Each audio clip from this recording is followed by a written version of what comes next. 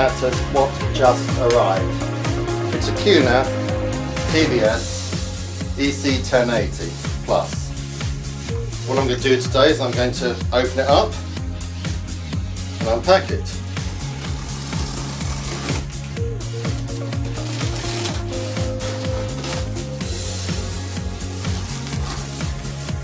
Quite securely packaged.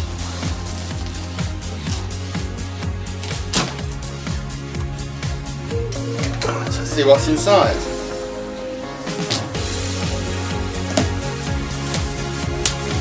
Another box.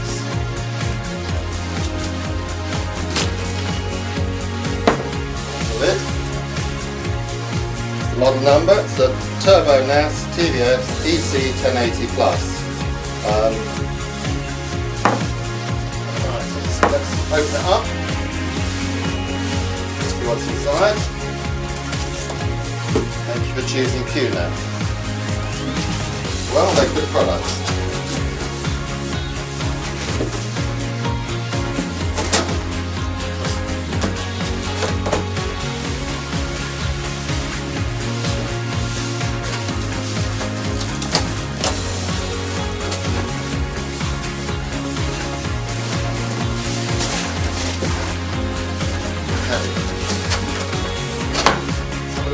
Instruction book.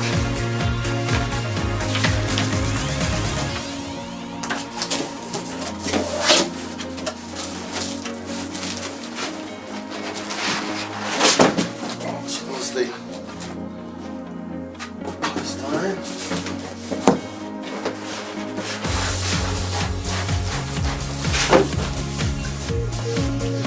And there's the NAS. See if there's anything else left inside the box. There isn't.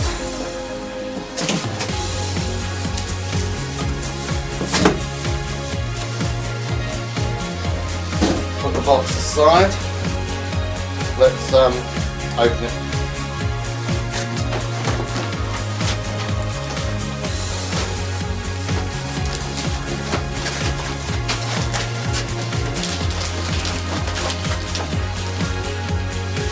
It is.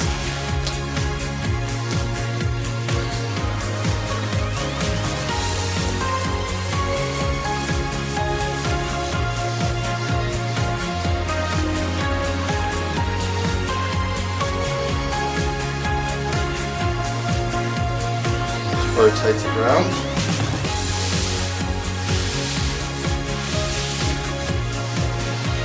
Now it's time to unpack it.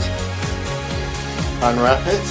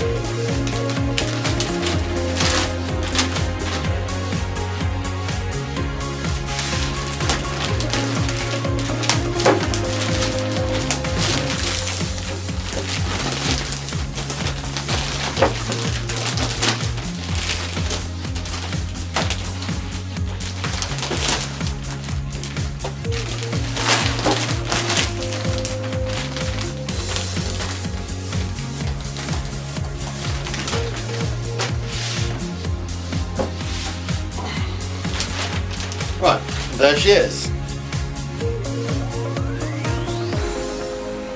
Right, I've just unpacked the NAS and opened the little box, and we've got some goodies inside.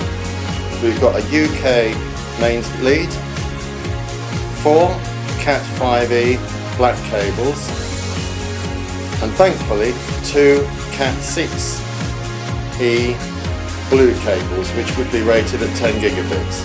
Now that's good because our network is rated at 10 gigabits and it's fully wired, and the cables are what I would need.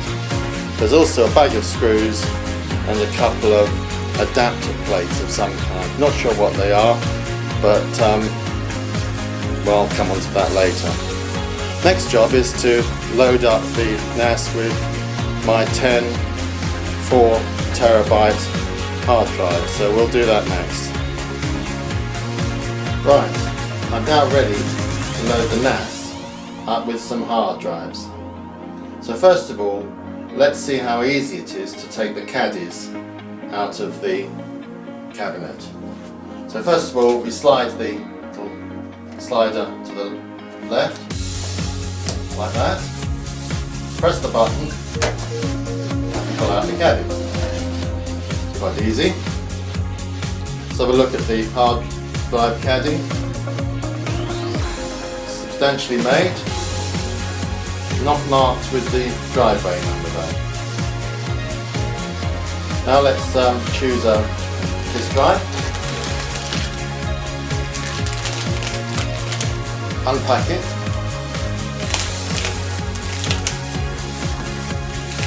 Removing it carefully without touching the circuit board.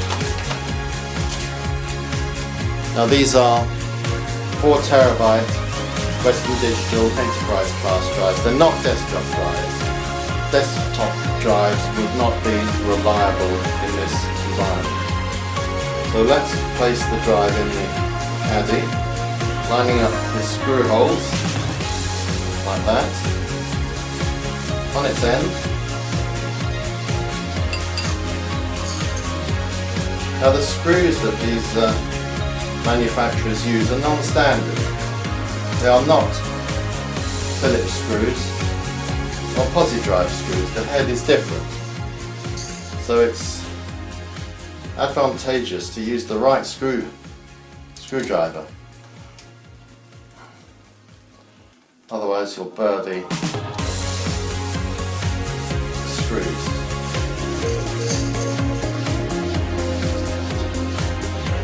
Putting the screws in lightly to start with, and tighten them up when they're all in.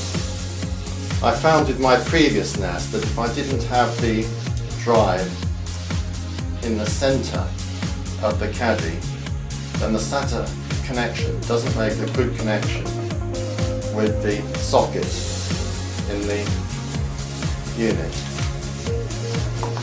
Let's just put it back inside, slide it in like that. We can push that down and lock it. Should we do one more? So slide that up, press the button, pull out the caddy. Caddy down. Take a hard drive. Take the hard drive out of its protective anti-static coating. Slide it out, being careful not to touch the circuit board again. Lining it up. Screw holes, lovely. Just a wee bit. There we go.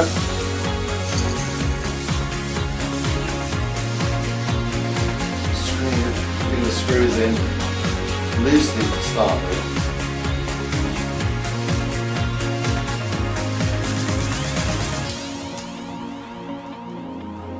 I know I probably should be using an anti-static strap, but I think we're alright here.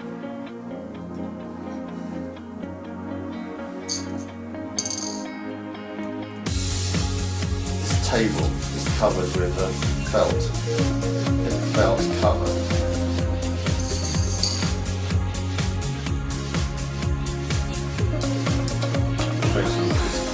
Shot to the drive. Not too tight.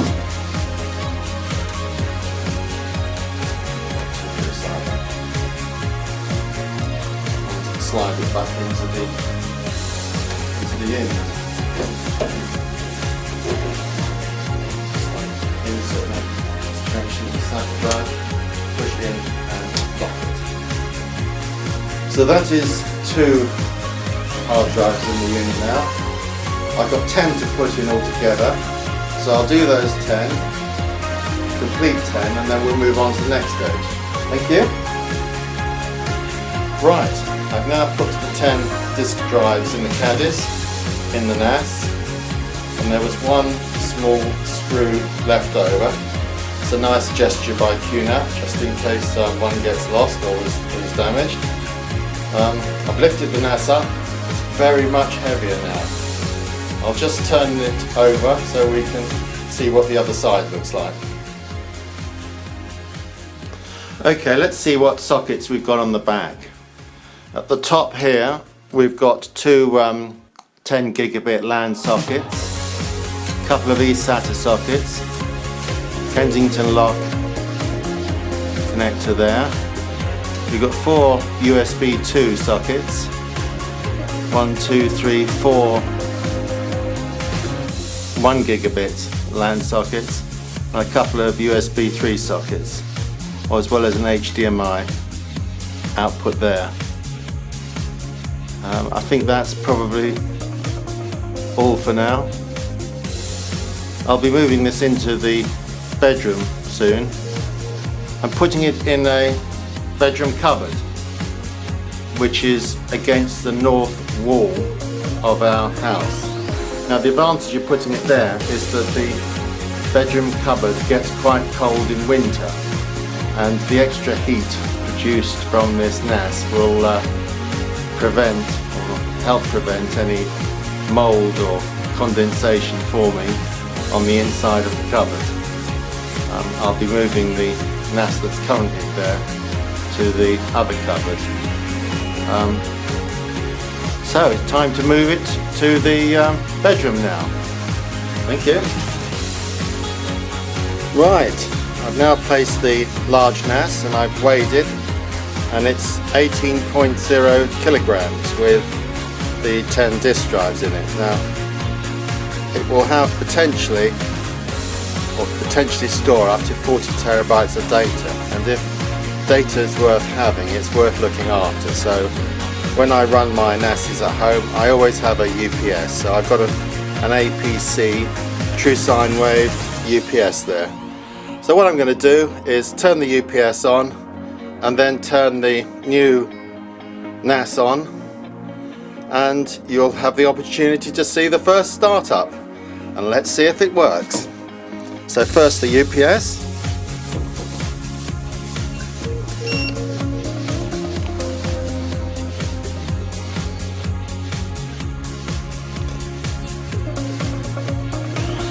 UPS is on. I've got both. It's heard a funny noise, it's doing a self-test. I've got both network sockets connected up to my hardwired LAN, said rated at 10 gigabit, all the cabling, but my switches are still only 1 gigabit, but they'll be upgraded in due course. Okay, looks as though the UPS is running properly. Now let's turn the NAS on and see what happens.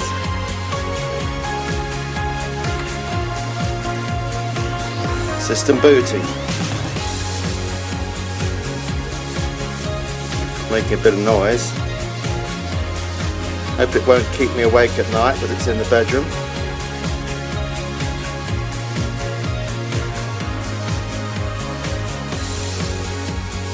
Let's see if we can see the messages on the display.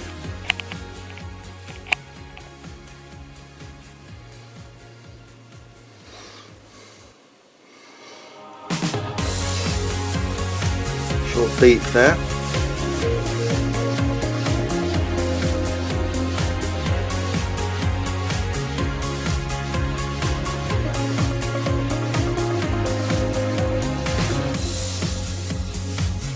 Quieter now.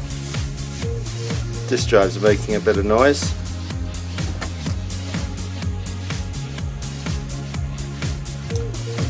Only 4 of the drives seem to have come on or have got the green LED lights on at the moment, so I'm not sure what's happening. Oh, another 4 have. No, all 10. All 10 are now green.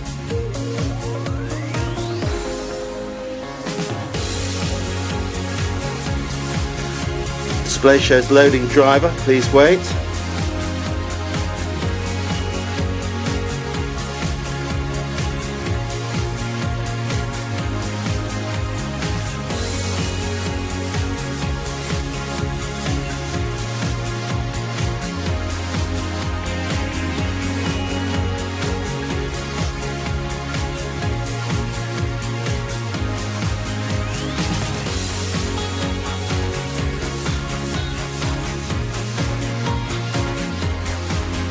Still loading driver.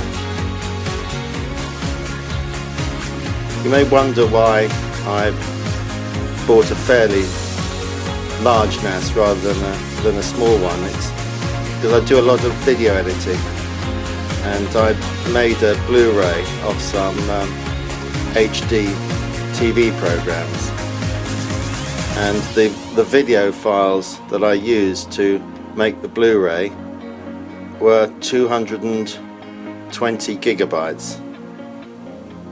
So I do use a fair amount of data, and I do need to be able to transfer this data through my LAN fairly quickly. And this is the reason why I bought this NAS, because it's a lot quicker. And the NAS will store not just video data, but the data for our Sonos audio system. So all my MP3, what's this, configure disks RAID 6. Well, I haven't read the instructions yet. That's what I wanted to do.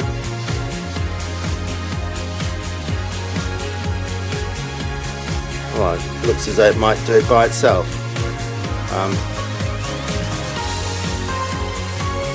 So where was I? Yes, I store all my audio data here. That's ordinary MP3 files, FLAC files and HD audio, which, as well as video files and DVD and Blu-ray images.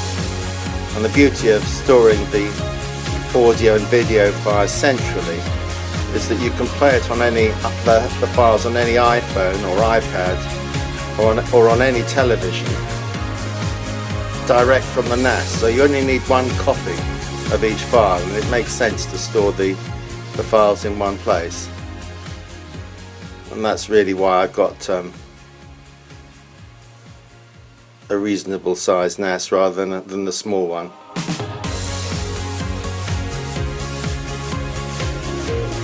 Oh, it looks as though it's booted up. It looks as though it's booted up successfully as well, because all the green lights are on the hard drives. It's not making any funny noises. I think I'll see if I can detect it on my PC now. That's all for now. You've witnessed the first switch on of my TVS-EC1080 Plus. Thank you. Right, I've just turned the NAS on. That's the TVS-EC1080 Plus. Used some fairly default settings, and now I'm going to set up the storage. Well, I've not read the manual. Don't usually read manuals, so here we go. Storage manager. Please click new volumes. I guess we click new volumes. Right, we've got a choice of static single volume,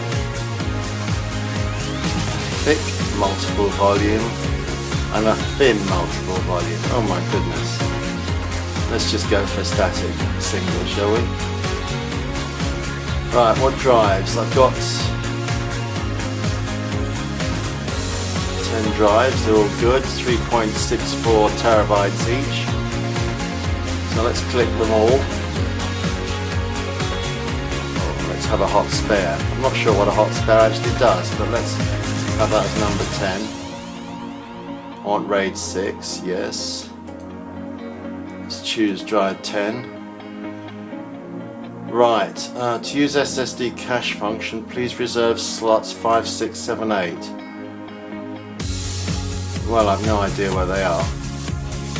Let's go to next and see what happens. Right,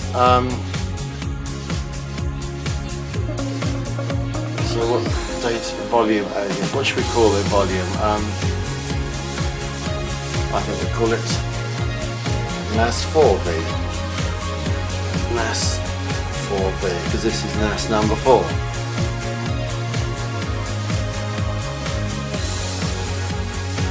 We're going to use an SSD cache, yes. Don't think I'll use encryption. Oh well, what's this? Oh, let's just do it. So let's have a quick read.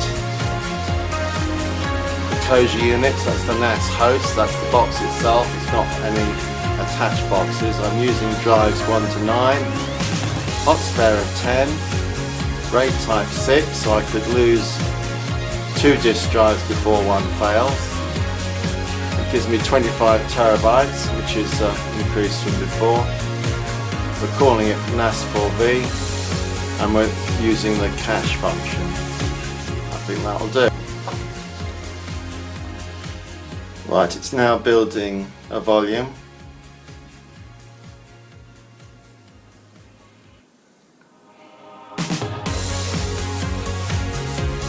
I'm going to set up the details of the NAS once I've got it operational, but what I usually do is, with new equipment, is to switch it on, run it for 24 hours and just make sure nothing fails, because if anything's going to fail, it usually fails within the first day or two. And then for the first week, what I'll do is just put a few files on there, set everything up, make sure everything works properly. And then after a week of successful, reliable running, then I'll transfer all the data from my old NAS to the new NAS. And hopefully I can do it from NAS to NAS without going through my PC, but I'll explore that in due course. But for now, I think I'm just going to let it do what it needs to do and take its time. I'll go and have a coffee whilst I'm waiting. That's all for now. Right, back again. It's been a few weeks since I installed my NAS, and I am now there having set it up. And on the right of the screen, I'll just focus on the right for a minute. And let's zoom in a little to that screen there. Well, that's my old NAS, which was NAS 3. It's a RAID 6 volume with 10 terabytes of useful data storage, made up of 6 3 terabyte disks, which is 18 terabytes at a RAID 6 array.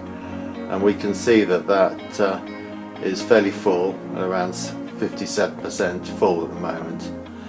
Now if we now look on the right, we've now got my new NAS, which is NAS 4. That's also using 7.5 terabytes. We've got a total storage available of 25 terabytes after using a RAID 6 array again, but I've got 10 4 terabyte disks in there, so that's 40 terabytes of disk storage, leaving me 25 terabytes of useful data storage. I'd have to actually lose 3 hard drives before I lost any data. Now if we look down the bottom, what we can see is some remote replication I've set up. So what I do now is I put my data onto NAS 4, and once a week NAS 4 synchronizes all the directories with the directories in NAS 3. So it's highly unlikely I will lose any of my data. And my data is very precious to me. It contains personal financial data, blu-ray and DVD images, many of which I've designed and created myself, various concert videos and TV programs.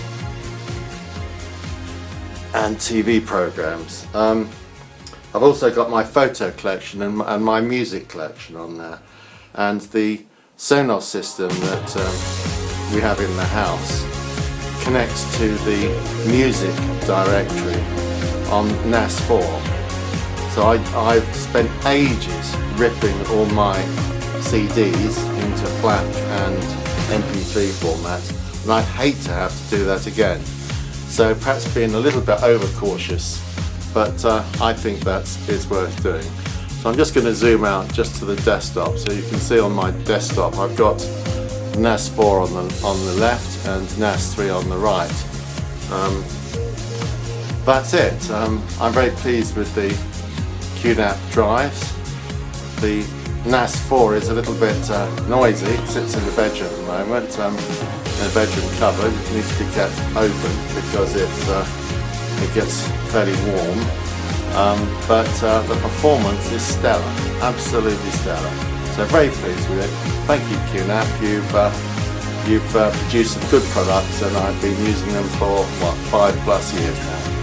That's it. That's my QNAP EC. Just move this over a little bit so we can see what the model is there down the bottom there. QNAP TVS-EC1080 Plus. And my other drive is the